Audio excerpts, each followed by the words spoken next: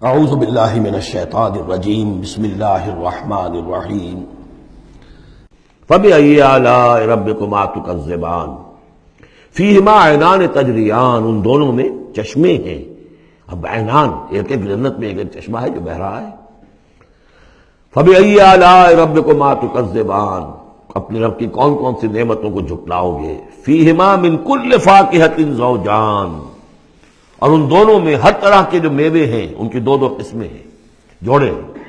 فبأي آلاء ربكما تكذبان متكئين على فرش بطائنها من استبرق وجنى الجنتين دان، اور وہ وہاں تکیہ لگائے ہوں گے، سہارا لگائے ہوں گے ایسے فرشوں پر کہ جن کے استر بنے ہوئے ہوں گے گاڑھے ریشم کے، استر ہوں گے گاڑھے ریشم کے، تو جو ان کا اصل جو اوپر کا حصہ ہوگا وہ کس شے کا ہوگا، گویا کہ وہ تمہارے تصور سے باہر ہے۔ وجنى الجنتين دان، اور دونوں جو باغ ہیں دونوں جنتوں کے، ان کے جو پھل ہیں میوے وہ جھک رہے ہوں گے، نیچے کو ہوں گے، تاکہ آرام سے جنتی جو ہے جو چاہے حاصل کر لے۔ فبأي آلاء ربكما تكذبان فیہن قاصرات الطرف، ان جنتوں میں ہوں گی وہ عورتیں کہ جن کے نگاہیں نیچے جھکی ہوئی ہوں گی۔ عورت کے اندر شرم اور حیا جو ہے اس کا خاص زیور ہے، یہ خود اس کے حسن کا ایک حصہ ہے۔ تو نگاہوں کا نیچا ہونا یہ اصل میں حیا اور شرم کی علامت ہے، نیچے نگاہ والی۔ لم یطمثن انس قبلہم ولا جان، ان کو چھوا نہیں ہوگا اس سے پہلے نہ کسی انسان نے نہ جن نے، ان سے پہلے۔ یعنی ظاہر بات ہے کہ جو جنوں کی جنت ہے اس میں ان کی مناسبت سے ان کے لیے بیویاں ہوں گی، اور جو مردوں کی انسانوں کی جنت ہے ان کے لیے ان کی مناسبت سے ہوں گی، اور وہ جو ہوں گی جو جنت جنات کی ہے ان میں جو بھی ان کے لیے ہوں گی ان کی بیویاں، انہیں بھی کسی جن نے پہلے چھوا نہیں ہوگا۔ اور اسی طرح انسانوں کے لیے جو جنت ہوگی اس میں جو ان کو بیویاں دی جائیں گی ان کو کسی انسان نے پہلے نہیں چھوا ہوگا۔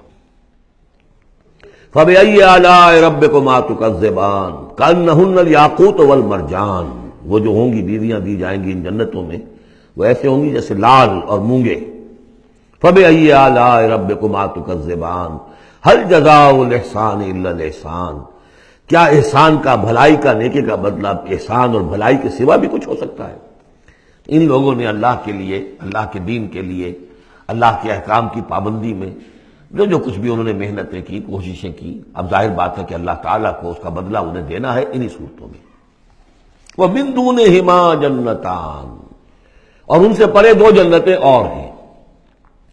اب اس میں مفسرین کے مختلف اقوال ہیں، پہلی جنتیں کن کی ہیں، دوسری جنتیں کن کی ہیں، اس لیے کہ اس کے لیے دو الفاظ جو آئیں گے سورہ واقعہ میں آئیں گے کہ ایک اصحاب الیمین ہے اور ایک مقربون ہے۔ ایک وہ ہے جو آگے اللہ کے بہت ہی مقرب بارگاہ ہو جاتے ہیں، اولئک المقربون، اور ایک وہ ہے کہ جو داہنے والے ہیں، اور ایک ہے شمال والے۔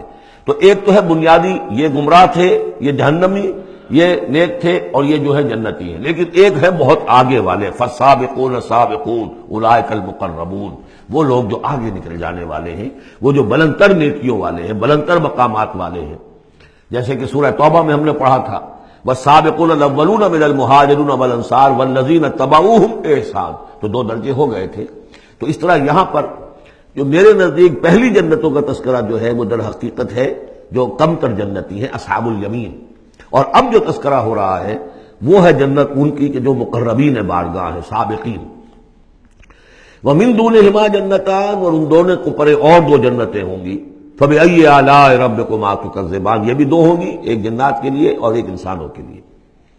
مدھامتان، بڑے گہرے سبز رنگ کی جنتیں ہوں گی، سبز کاہی جسے ہمارے یہاں کہا جاتا ہے، گہرا سبز، سیاہی مائل سبز، اتنی گہرا سبز ہو کہ سیاہی مائل ہو جائے۔ یہ میں ابھی عرض کروں گا، اس کی ایک خاص پس منظر ہے۔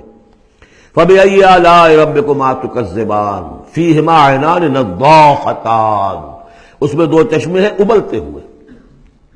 فبأي آلاء ربكما تكذبان فیہما فاکہۃ ونخل ورمان، اس میں میوے ہیں، کھجوریں ہیں، انار ہیں۔ فبأي آلاء ربكما تكذبان، یہ یوں سمجھیے کہ ایک تو ہے خالص عربی ذوق اور عرب کا جو ایک خاص ماحول تھا، اور خاص طور پر عرب کا وہ علاقہ جس میں قرآن نازل ہوا ہے، حجاز، پہاڑی علاقہ ہے، اس میں جب آتے تھے چشمے اور جب بہہ جاتی تھی وادیاں تو ابلتی ہوئی پہاڑی چونکہ چشمے جیسے ہوتے ہیں پہاڑی نالے تو ان کے اندر جوش و خروش ہوتا ہے، اور دوسرے کہ وہاں پر جو باغات ہوتے تھے کھجور کے درخت، اور وہاں پر وہ سبزی جو رنگ ہے ان کا وہ سبزی مائی گہرا، اور اسی کے اندر پھر جو چھاؤں ہے، تو جو ان کا تصور ہے ایک عربی ذوق ہے ایک عجمی ذوق ہے، وہ عجمی ذوق ہے جو پہلے بیان ہوا ہے، عربی ذوق ہے جو اب بیان ہو رہا ہے۔